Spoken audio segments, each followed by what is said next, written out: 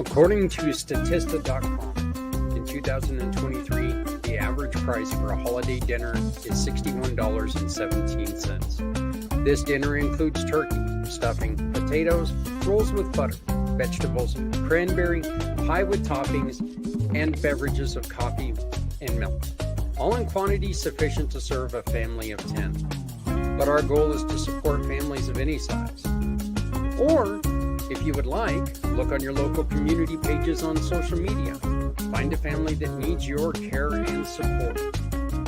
Verify your donation by asking for an email with the receipt showing your $20 of work. Family caring and support is what this season is all about.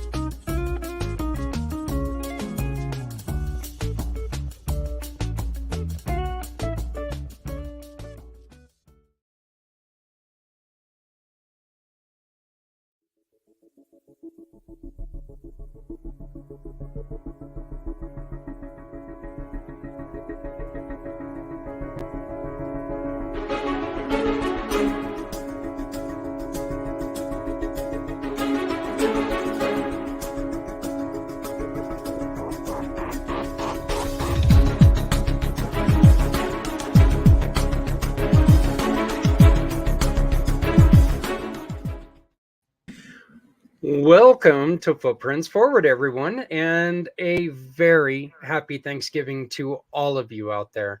I know a lot of you guys are taking the week off, and hopefully you're able to join us. If you've never joined us before, Footprints Forward was started by this wonderful group of people we've got here, all in hopes of finding ways to help people through the difficulties of suicide prevention and mental health awareness. We've got a wonderful, wonderful family here. My name is Zach Clayton. I am the president and founder of Community Pay It Forward, Community Dare to Care, and the PAC channels. You just saw two of our things that we have going on. One is a holiday plea for assistance, where we are taking and we are doing an adopt a family program to where we're asking you all over the United States, if you're having trouble this holiday season with your family and you need a little bit of support, contact us.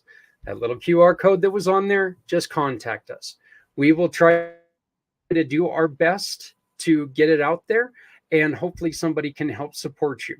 Then, of course, we are just mere months away from February 22nd, which, of course, is the 22 hours dedicated to rescuing our heroes, our veterans. And while there's positive news on the suicide front, where suicides have gone down some, unfortunately, we've hit higher numbers with other problems like homelessness, joblessness, and other things. So we're going to be going at it the same way, where we're telling the stories and bringing to light a lot of the problems, a lot of the ways that we can fix these problems if we work together. So next up, we've got the goddess of the grape, Stephanie Simoes. Hi, Zach. How are you guys doing? Hi, family. Patrick, Doing Dennis. Great being here. I'm looking forward to your 22-hour show. It's, something great that you put together, and I'm really looking forward to it. Hi, everybody. My name is Stephanie Simoes. I work with nonprofit organizations and people year-round to assist with fundraising through One Hope Wine. So what I do is I specialize in fundraising, gifting, private wine events, and wine delivery. This is the time of year, you guys. When you pour a glass of wine or send a gift, it's really a great feeling to know that that bottle is making an impact for a nonprofit organization that is important to you. Yes, you get to actually select where that donation is going. Zach and I run a monthly show highlighting smaller nonprofit organizations to help them fundraise, but most importantly, to get their mission out there to more people. So if you are not on there yet, you can follow our monthly mission at Community Pay It Forward, One Hope Fundraiser on Facebook. I know Zach has like a QR code somewhere, but you can find it on my Linktree for sure, which is right underneath my name. And the link right there is to it. Gosh, there's a lot going on. My husband and I founded New Heights Homestead. So we are traveling 580 miles with our 5 children and animals to build a mountaintop homestead from the ground up. Our goal is not only to have a more natural approach to our family, but to also support our community and nonprofits we love through this space. So if you're curious about topics like homesteading, off-grid living, animals, non-traditional home designs like container home builds, more natural living topics like growing food and things, you can subscribe to our YouTube channel and come on the journey with us. And that's just at New Heights Homestead. So I'm glad to be here. You know, this mission is important to me because the last few years working in the nonprofit space, I've really learned where our systems are lacking in support. So I really believe in what we're doing here, that education and resources for those needing assistance is really important. If you want to connect with me, my link tree is the best way. Thank you, Zach. I appreciate you. Yeah. Has Paul been able to make it home for the holidays? He is home. Yeah, he is home. All right. And back to the grind, the normal grind, back to work. Oh, work grind. Yeah. He was up there spending money. Now he's got to come back and start making it, right? Exactly. Well, that's great. Well, I'm so glad that you were able to join us today. Next up, we have Dennis Schroeder, of the founder of Price of Freedom Foundation, who happens to be one of the nonprofits that we will be highlighting on the 22 Hours podcast. So, Dennis, tell us a little bit about you and the Price of Freedom Foundation. Certainly. Well, thank you, Zach, and it's always good to be here with my family, my friends that here at on this show. I'm a 24-year Army veteran. Was raised in a Navy family, and currently run this nonprofit called the Price of Freedom Foundation. And what we do is we tell the complete life stories of those who never got to be veterans, those who died while in military service to our nation. We have our first book, our first story published, and actually news for the family here is that the hardcover edition, the 100 copies that we had ordered, finally arrived this past Friday. So this is one of them. We had been making a special appeal to help us purchase these because had to come out of our own resources. We're giving copies to the people that we interviewed, the family and the friends of the fallen, and it's not going to come up to 100 people, probably less than half of that number. So what I had offered as an incentive was to say, hey, if you're willing to donate $40 or more towards this cause, you too will get a copy of the book autographed by myself. And we came up $600 short on our goal. And so we have about 30 of these books that are available for anybody who wants to support it. I sent the donate link there in the chat, Zach, if you can put that up there. Anybody who donates $40 or more to this, also let me know, put a note or send an email to me, and you'll get a hard copy edition of the book, and I'll autograph that for you. So we're currently working with 3 additional families. We're looking for 5 more. I just got introduced to what may be a very interesting story. Going to be a little bit different and have to take a different tack, but was just introduced to a family of a Korean War MIA who basically they finally found his remains and were brought back to the United States, and they had a ceremony for him in the not too distant past, and they are potentially interested in us telling that person's story. So we have no real time limit. It's simply a matter of logistics and how we can go about collecting the elements of the story. We prefer to be able to talk to individuals who had firsthand knowledge, but in a case like this, we're going to have to be primarily focused on documentary evidence that was left behind, letters and things like that. So But we need 5 more families to serve so that we can not only do this in book form, but in video as well. So I don't want to take up too much more time. Thank you all, and glad to be here. I did put up in the comments, you can see the link right there in the comments. So you can go back and look. I will put the link back in the comments again later on in the show, but you can see it on the bottom of your screen. Dennis, I was just going to ask you, you brought up the Korean vet that they found. I know on Discovery Channel last Wednesday and this upcoming Wednesday, where they were doing some investigation, and I just love Josh Gates. Okay, I got a man crush on Josh Gates. I think he's one of the greatest. I really do. But I don't know if you've seen it, but there was a battalion of planes that went out that they've never found a single plane. No, I was not aware of that. They finally found one of the planes. Okay. And they're going to get to that discovery this next week. Destination, his show that comes on Wednesday nights. Go back and watch last week's. It's a great build up to it. And then they've already given out the preview, but they did find one of the American planes, which is fantastic. So I'm so excited to see that. But again, and by the way, something that I did forget to mention, Stephanie said that she looks forward to me putting this on. I'm pretty sure you're going to hear the name One Hope Wines once or twice or a dozen times during that show, because I'm pretty sure that Stephanie's going to be working with me to where when you buy wines for this program, well, let's put it this way. Everyone that is already on the show has already been in the program. So you can already take and go back and sponsor these places like Dennis and Price of Freedom Foundation and Veterans Honoring Veterans and Community Dare to Care. So last but most definitely not least, Mr. Patrick, how are you doing, brother?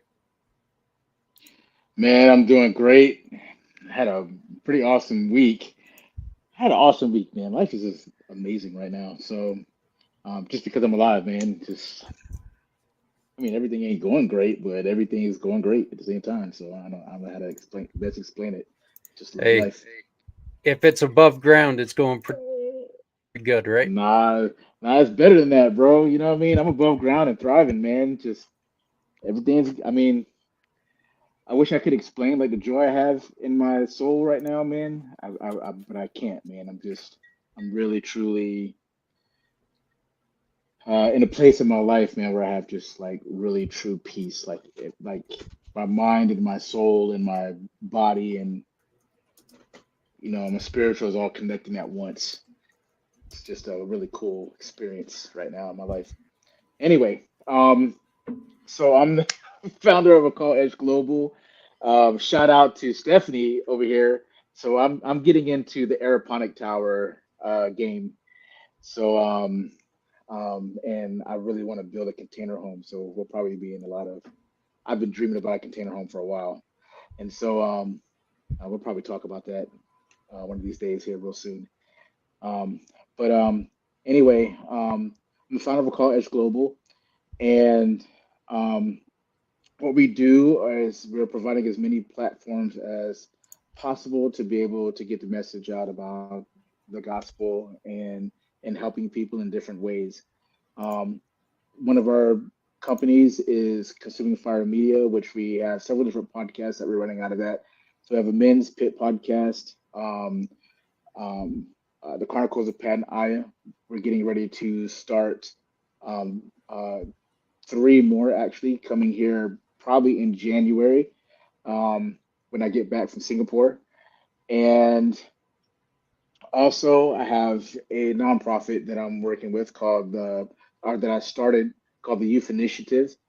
And one of the chapters that's here in Tennessee is called The Roots.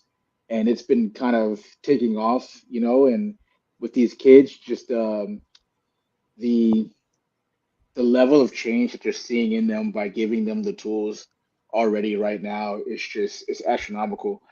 Where you go from these kids that don't know anything about themselves or have any or they have ambition, but they don't know how to focus their ambition into actual dreams and actions. And so just giving them the tools and then watching them take those tools and run with it and um, starting to get, in the space right now where we're actually getting ready to start the beginning processes of starting some of the programs that they want to do. And it's just it's really truly a blessing. And so it's actually, catching on to other places and just praying for um, just wisdom people that are going to be interested to help make all this happen because you can only do so much by yourself. And so it's been a pretty great journey. And so that's what I do, man.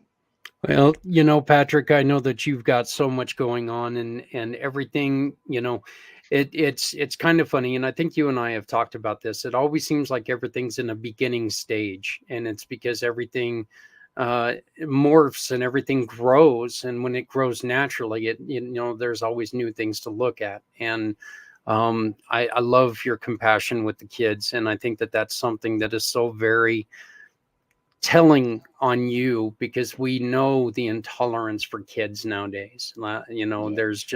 There's really a huge gap in between us and the younger generation. And so anybody who takes and gives them that they need and that direction, I can sit there and tell you, go that way, it works better. That doesn't matter. If I show you, look, follow me, I can show you a little bit better.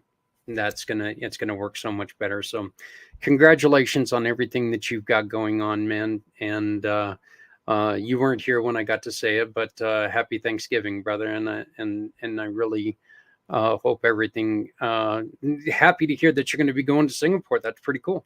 So, oh man, I can't wait, man. See my baby girl, man. Yeah. I was going to say, it's been a year since I've seen her. why are you happy? Yeah, we know why you're happy. So, all right, Dennis, you introduced our guest today to me. Why don't you go on ahead and introduce him to everyone else, please?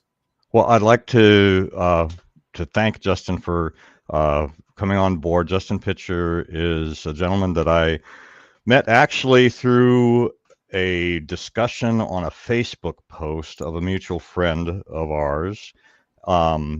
Justin and I had never met, never crossed paths prior, but we were talking specifically about losing someone to drugs. And I was touched deeply by the things that Justin was telling me there in that conversation. And we've talked about the issue of drug overdose deaths and how I lost a son-in-law to a drug overdose death a number of years ago, and that oftentimes it's another way that people take themselves out. And so I am honored that Justin is willing to come and tell his story, and I'm excited about the motivation he has about what he's doing. And I don't want to take any thunder away from him. I want him to be able to tell his story in his own words. And with that, we'd like to bring on and introduce everyone to Justin Pitcher. How you doing, Justin?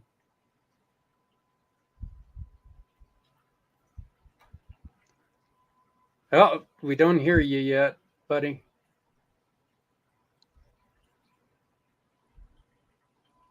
No. Can anybody else hear him, or? I cannot, no. Okay. Justin, maybe try to come out and then come back in. You can't hear us either. Go on ahead and go out and come back in. I guess if he can't hear, no matter how loud I yell into the. Okay, did that work? Do we got you now? Okay, we're going to have you log out and okay, he got it. All right. Yeah. So, yeah,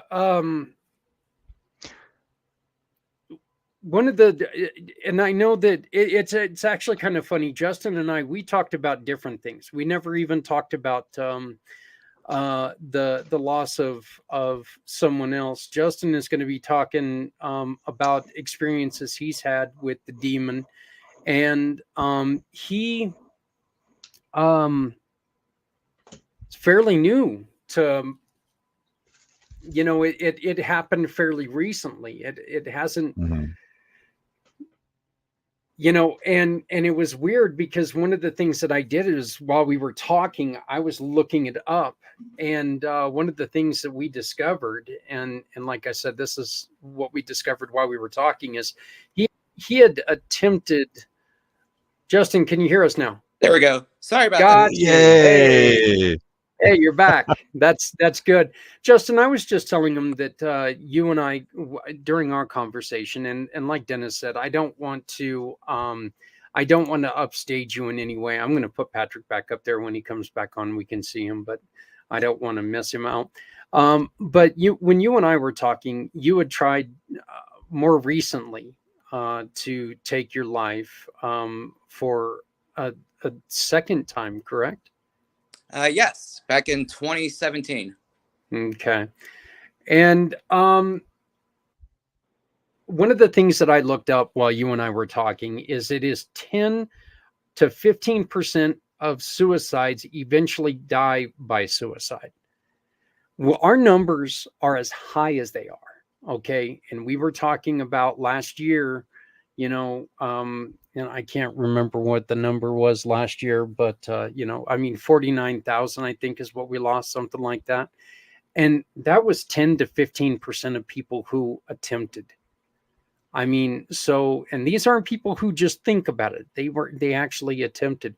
Justin, your difficulties started where? What really started to make you go in a, I don't want to say downward spiral, but there's probably not a better way to put it. What started you in a downward spiral? It honestly, it's kind of like an avalanche. It happens, and it happens so fast. I've struggled with depression and trauma all of my life. And in this particular time period, I was under an immense amount of, I want to call it trauma, but I just got separated from my wife. I didn't know if I'd ever get to see my kids again. I moved all the way to the other side of the country to be with family. And it was a traumatic experience, and I didn't know how to process it to the point where I imploded. There's no better way of putting it. I mentally checked out. And then the day that I attempted, the anniversary of one of my very close friends that died overseas, it honestly was a very selfish thing for me, because I just decided, you know what? I don't care anymore. I'm just going to get really drunk, and with whatever happens. And I started drinking. I called Chelsea, who's my current wife. We were still talking at the time. I called her over. She came and visited me, and I wasn't in a suicidal state yet. I was just more of a severe depression and enhancing it with alcohol. And it was the flip of a switch. I just grabbed a bottle of pills and I immediately swallowed them. There wasn't much of a buildup, and that's what's scary about suicide.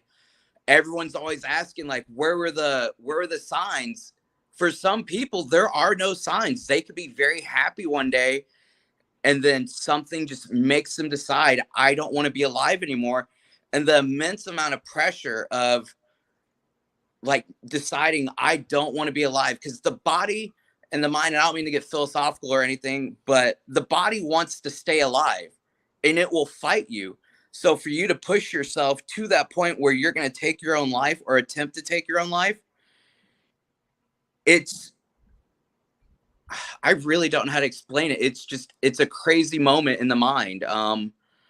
I just decided, you know what? I don't want to be here. And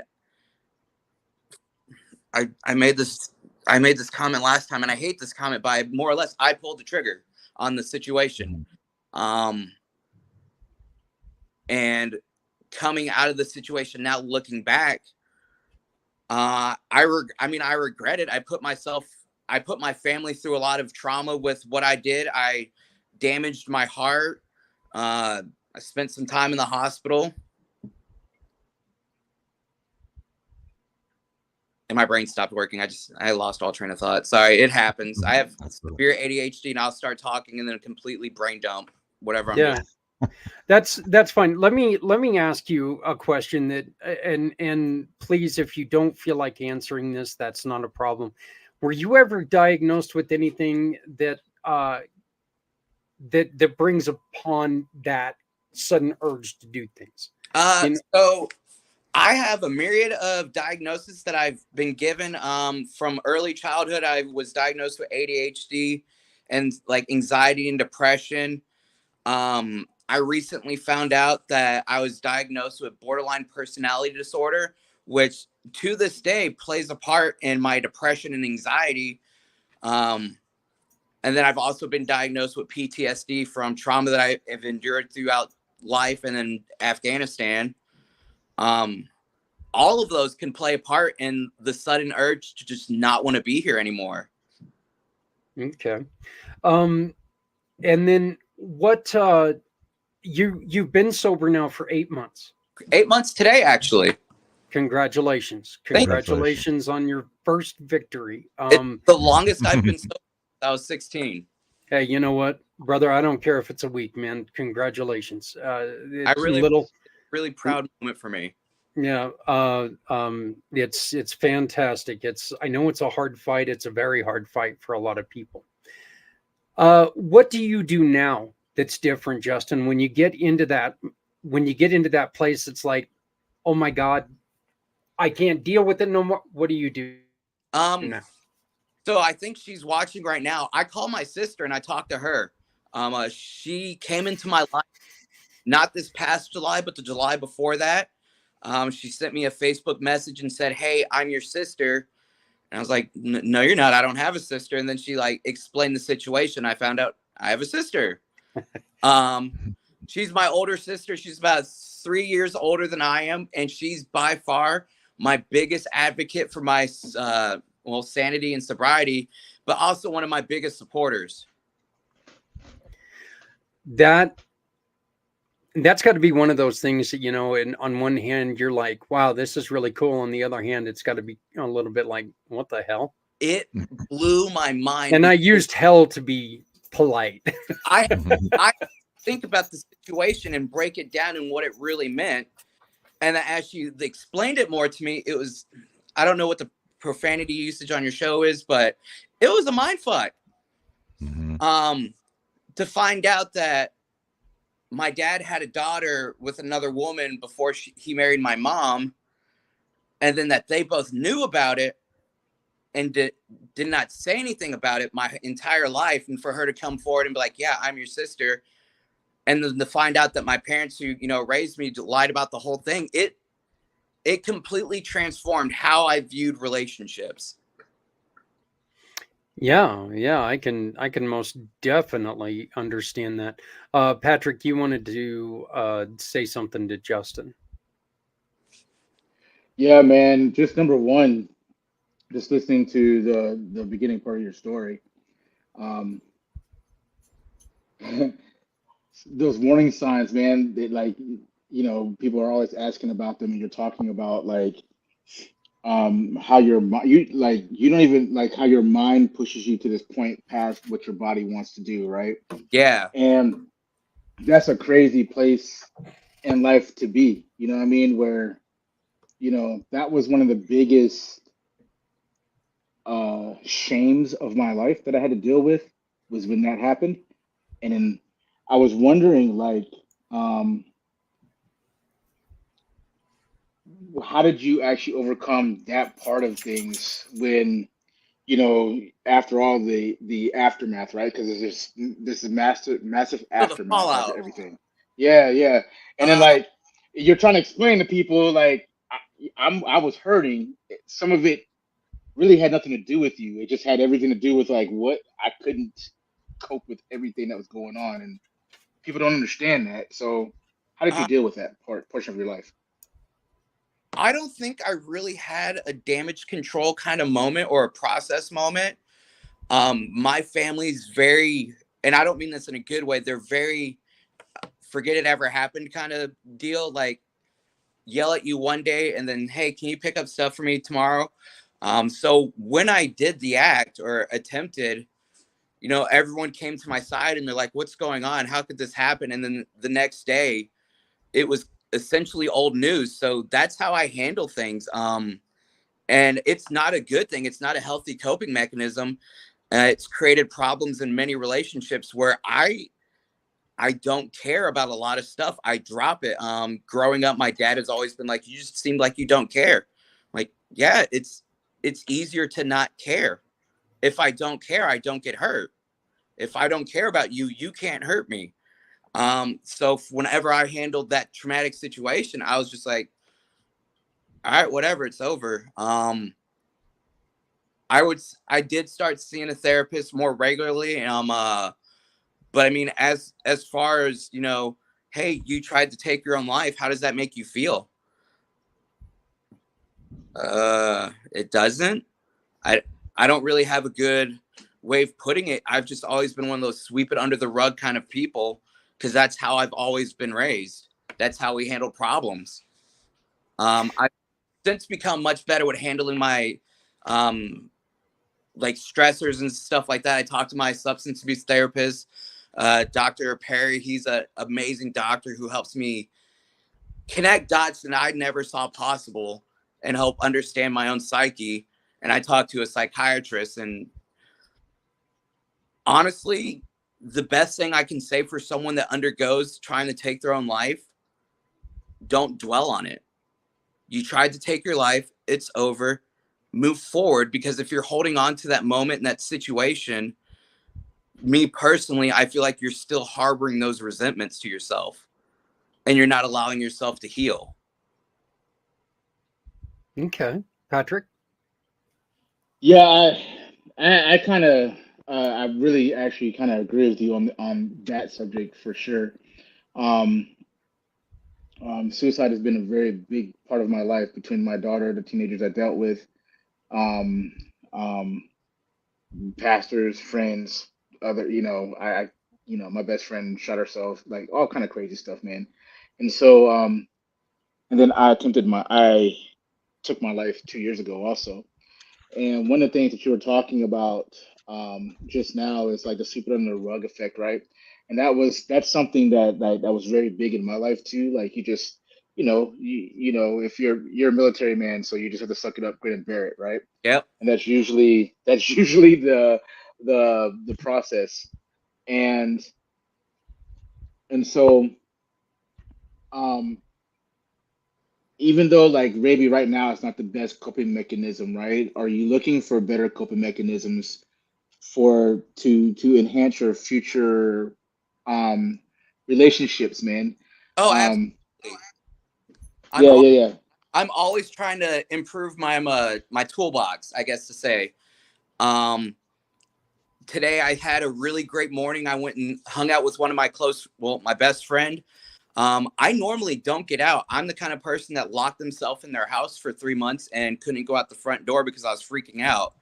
I'm forcing myself to do things that make me uncomfortable that will make me better. I force myself to, you know, get out of bed when I don't want to get out of bed. I force myself to do some form of exercise, even though I'm like, yeah, I was in the military. We did PT every day. I'm a lazy kind of person. Like, if I don't have to go for a walk, I don't want to go for a walk. I'd rather just, you know, sit at my desk, do my little thing. But I force myself to get out there, like, all right, just do a mile.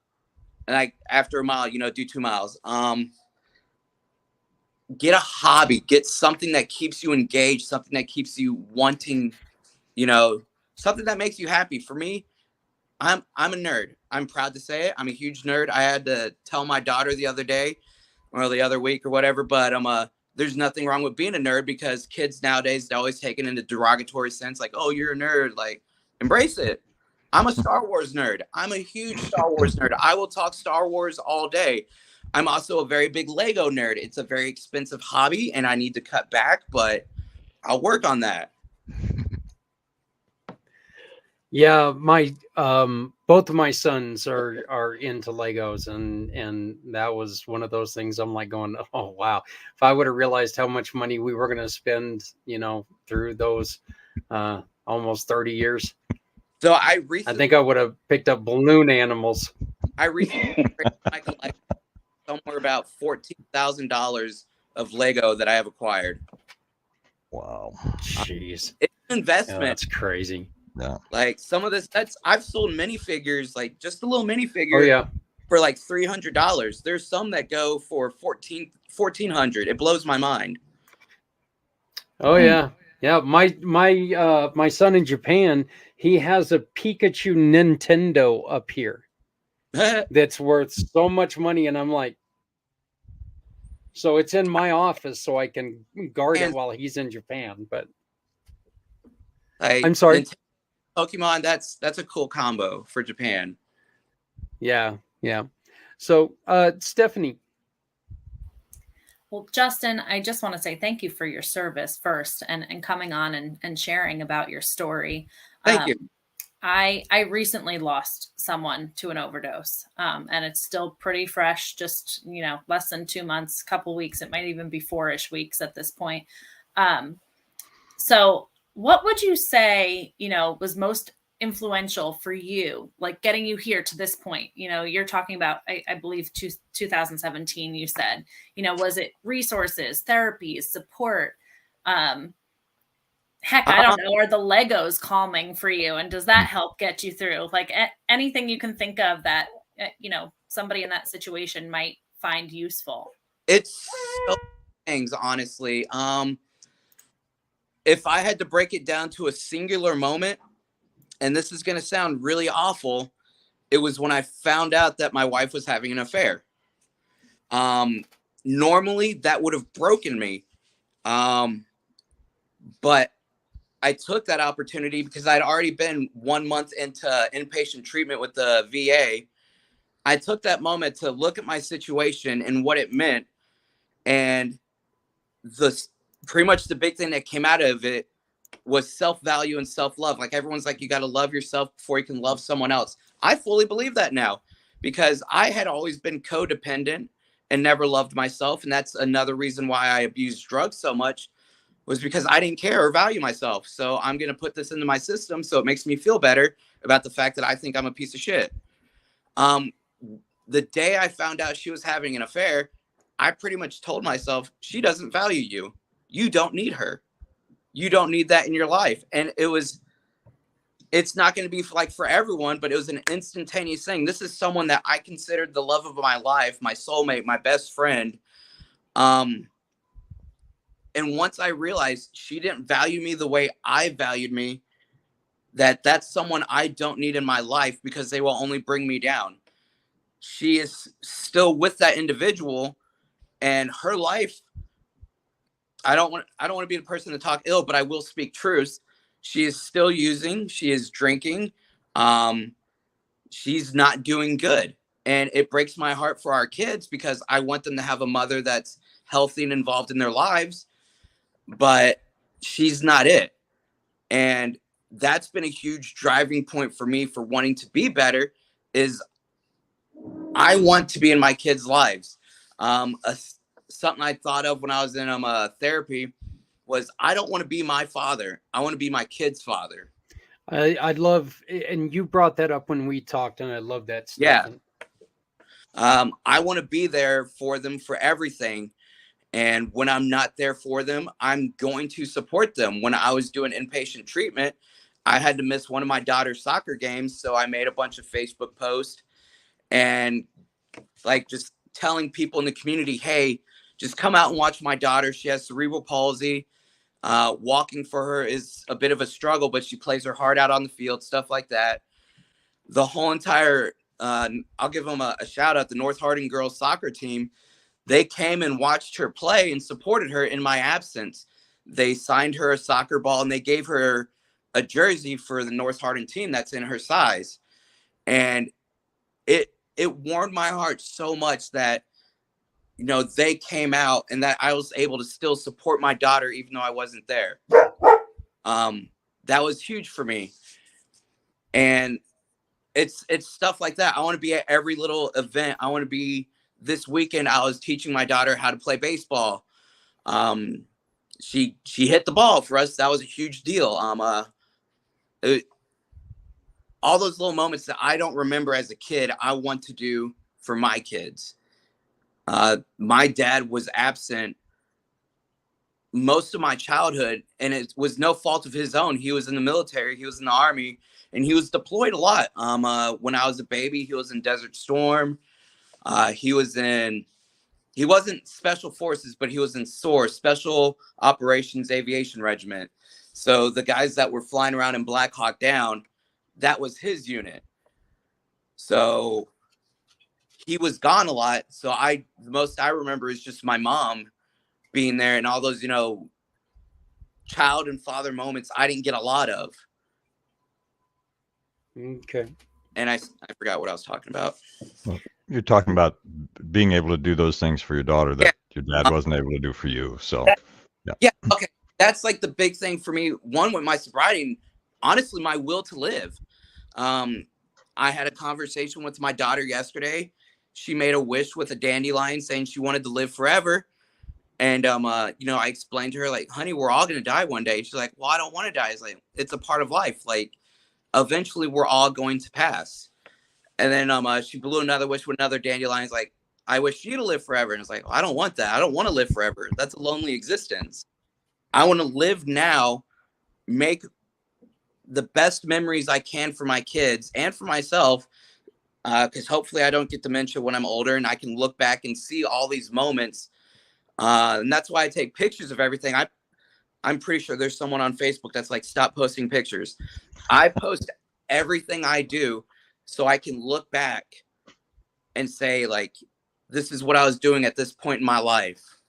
Because no one has photo albums anymore. And eventually I'm going to fill my phone up with photos. I'm going to have to delete stuff. It'll be on Facebook. And let's face it, Facebook's not going anywhere. Yeah, it ain't going anywhere. And by the way, if there is anybody sitting out there saying stop posting photos, stop looking at them. You know, that's all you have to do. Hey, let me go on ahead and Dennis, let's bring you in. You guys connected because you guys both lost someone close to you. Why didn't you go on ahead and bring up the conversations that you guys had started? Well, this was, I think this was just prior to Halloween, if I remember correctly, and we were talking about you know, our mutual friend Alicia had talked about something about, you know, the tragedy of drugs taking people from our lives, and you know, so I was sharing about the loss of my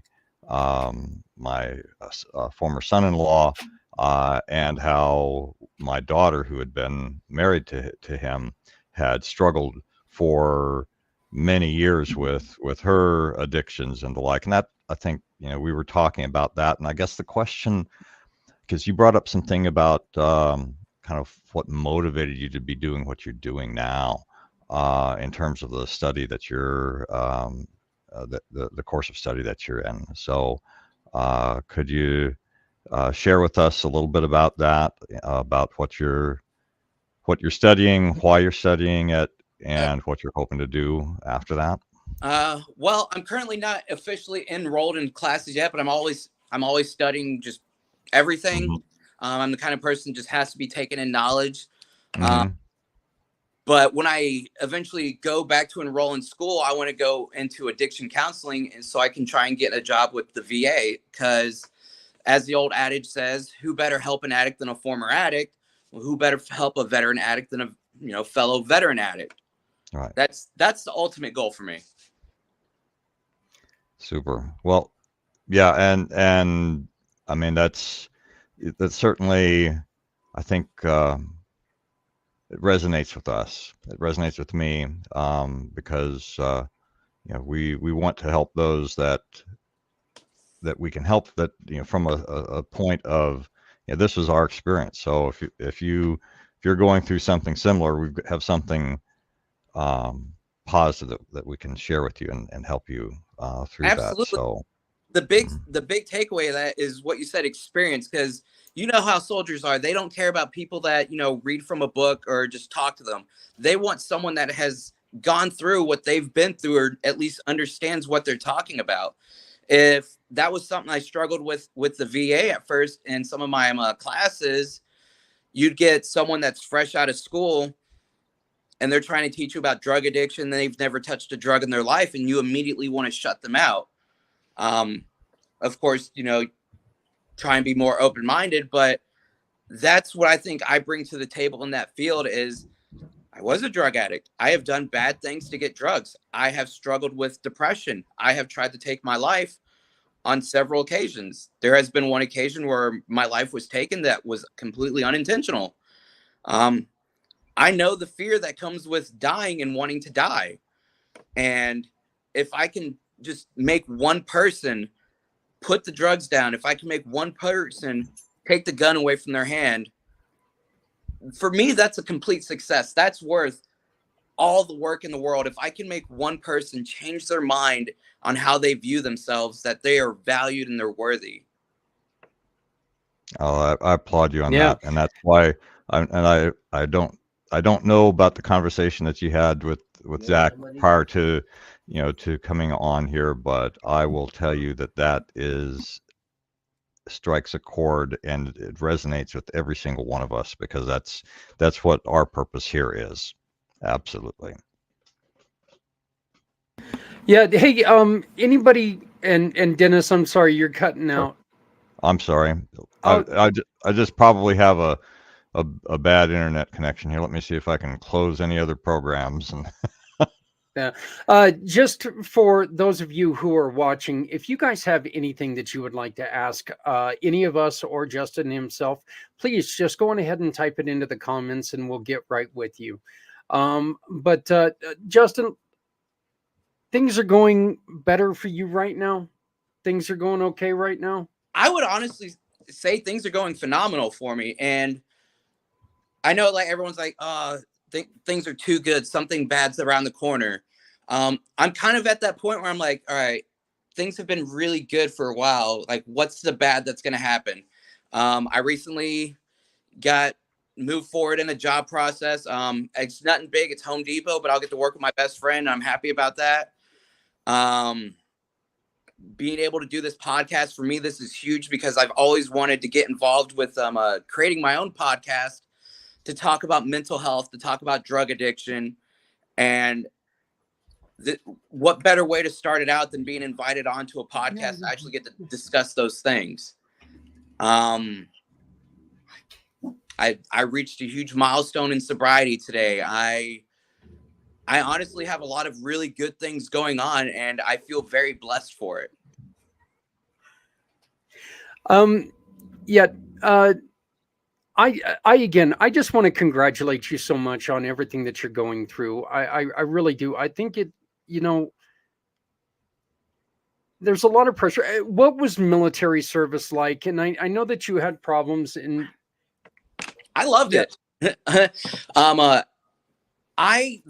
Everyone's like, oh, this was the job I wanted. This is what I'm good at. I didn't know what I was good at until I became an infantryman.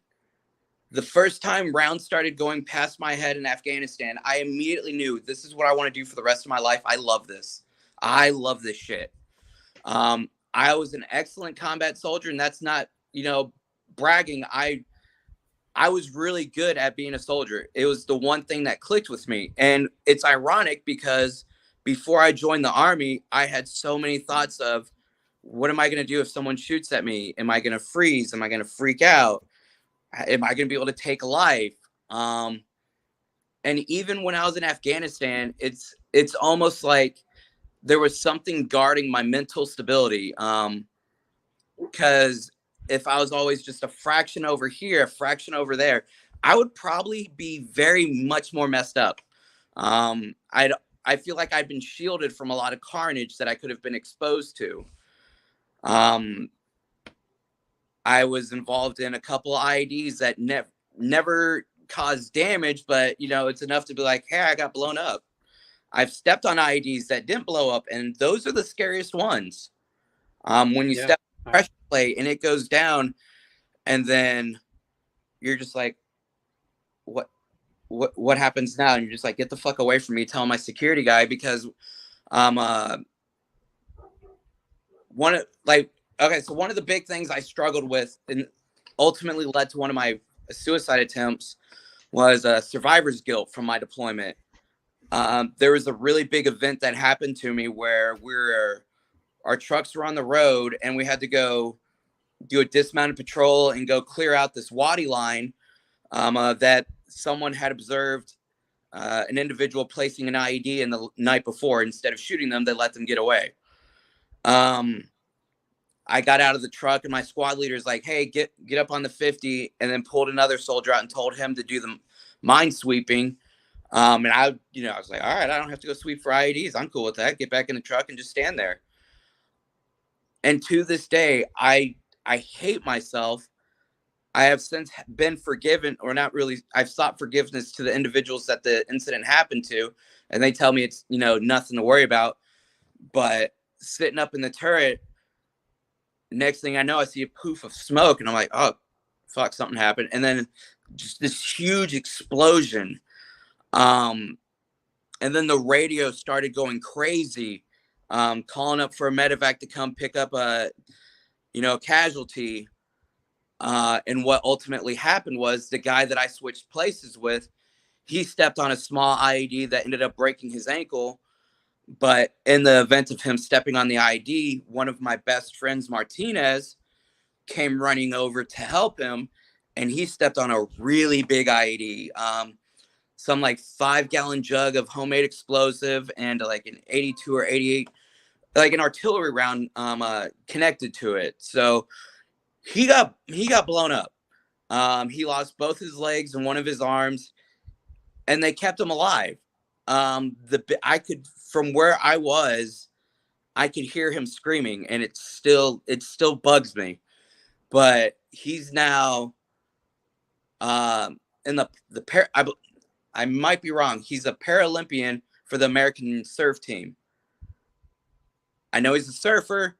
I believe it's with the Paralympians and with Team USA. And I couldn't be more proud of him. But I hold a lot of guilt because I think I could have prevented it. Or maybe I could have been able to prevent any of it from happening had I not swap out, had I not just, not been lazy.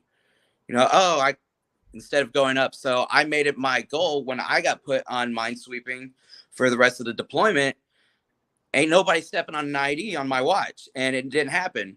I got done talking with a buddy of mine the other day on Snapchat, and he brought up, hey, remember that leopard print jug you found? And it made me smile so big. So I'm like, I didn't make that up. That was real. That really happened. My favorite IED I ever found was a purple and pink leopard print jug of death. Patrick, you had one more, and then I know that you've got Justin, you've got to be leaving at the top of the hour, close to the top of the hour. So Patrick, one more. Hey brother, just really proud of you, man.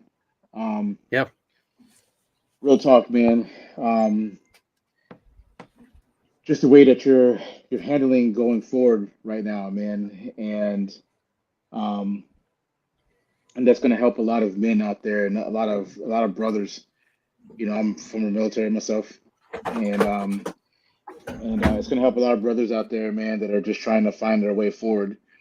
And the other thing too, man, it's like where people tell me this all the time, like the other shoe's about to drop when you're having a good go at things, right? Man, don't even begin. Remember how you said you let things go and you just ride with it, brother? Don't even begin to let that thought even creep, man. Just, you know what I mean? Just like, right. yeah, just The shells are coming, brother. You just get to run through them, man, and you don't have to worry about if shoe's gonna drop or not. Like that's just part of life. A really good way of looking at it, or at least how I look at man. it, bad things are going to happen. It's inevitable. To go through with an expectation that everything's going to be good always is setting yourself up for failure. You have to be able to cope. You have to learn how to cope with the bad. And I'll say this for anybody out there: go talk to somebody, get a therapist. There is nothing weak about it. I hate it. I absolutely hate it. Yeah. So much passion. I fucking hated being called weak because I would go see behavioral health in the Army or go see the wizard. Go talk to somebody. That the only thing it will do is save your life. Yeah. No. Well, Patrick, I want to thank you very much, and we're going to have you back on again. There's a lot of things that we need to continue and continue to talk about. Please keep up the great work, and please feel free to join us whenever you can. But let's go on ahead, and guys, it is Thanksgiving. Once again, just how about we just go in order and wish everyone a happy Thanksgiving and tell us your thoughts, Dennis? Well, again, happy Thanksgiving to our family and to Justin. Thank you all, and to all of our listeners. And just, I'm so glad that that we connected, Justin. I'm looking forward very much to continued conversations. I know that we're not that far apart geographically, and hopefully we'll be able to have a face-to-face meeting here in the not too distant future. Please remember to go to Dennis's donation, in which I'm having problems finding it. I am so sorry about that, but please make sure that you go to Randy Pitcher. Your dad is watching. Oh, that's cool. Great to hear. So welcome, Mr. Pitcher. Once again, here you go. This is how you can donate to the Price of Freedom Foundation. You can really help us out. It is in the comments. So just click on it and you can really help get the stories of our lost heroes. Stephanie. Well, Justin, thank you so much for joining us. I absolutely love that you're focusing on your daughter, and that's really helping, your growth and helping you push through. I think that that's kind of a trending theme among some others that we've heard from too, which I love so much. And I would not call it, the bad stuff coming, right? Like every level of growth that we go through, I truly believe brings its own level of resistance that you kind of have to just break through and keep going. So I would start looking at it that way. Like no bad things around the corner. Every level of growth is just going to, create a different level of resistance that you have to break through to keep moving on. But I feel like we could have talked for much longer time. Thank you for being here, and hopefully we'll hear from you again. And thank you to everybody watching. Happy Thanksgiving, and happy Thanksgiving to the family here. Thank you. Patrick? Brother, I said pretty much the things that I want to say to you, man. Keep them warrior boots laced up, brother. And man, just keep finding new ways, man, to grow and to help people, man. Like just I can see your path right now, man. Just like it's so cool, man, how the things that are meant to break us and to damage us or to take us down this dark path, man, can be the things that launch you into greatness. Absolutely. And so, man, just can't wait to see how great you become, brother. Be blessed. And Justin, I just want to say thank you. I want to say thank you to Dennis, Stephanie, Patrick, and everyone. I want to say a great thank you to Randy for popping on. And please join us again. We will be back in 2 weeks We are taking next week off in observance of Thanksgiving, and because, you know, that whole family thing, you know, I guess we better deal with that. But I would like to wish everyone a very, very happy Thanksgiving. And I really hope that everyone has a very, very peaceful, very fulfilling Thanksgiving with their families. We, believe it or not, have somebody at my door. You guys can hear my dogs barking. We've got somebody at the door that I've got to go and that I get to go and deliver them a Thanksgiving dinner. So for all of us at Community Pay It Forward, Community Dare to Care, and the PAC channels, I want to thank you all very much for this week. We'll see you again in 2 weeks. And please remember, love somebody out there because somebody out here loves you. Make sure you're watching everybody and talking to people. Let's talk to each other. If you're not helping someone, you're hurting everyone. No one needs to go it alone when we all come together.